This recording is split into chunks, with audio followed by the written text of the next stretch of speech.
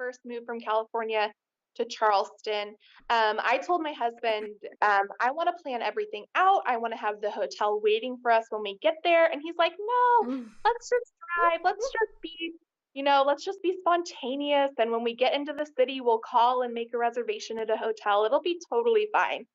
Which it was until we got to Odessa, Texas, which is like in the middle of nowhere, I've basically. It's like heard of it.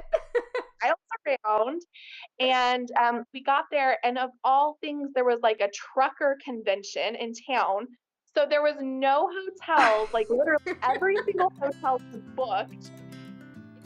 Hi there, it's Kelly Artist, host of Millie's Baseside Chats, where we are live streaming to bring some calm to the chaos of your PCS.